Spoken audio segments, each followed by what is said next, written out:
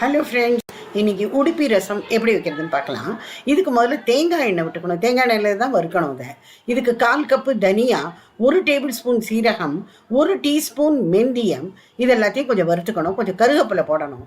அதுக்கப்புறமா இதுக்கு பெடகே மிர்ச்சி தான், அதாவது பெடகே ரெட் சில்லி தான் யூஸ் பண்ணணும். ஏன்னா அது கலர் அதுதான் வரும், காரம் கொடுக்காது.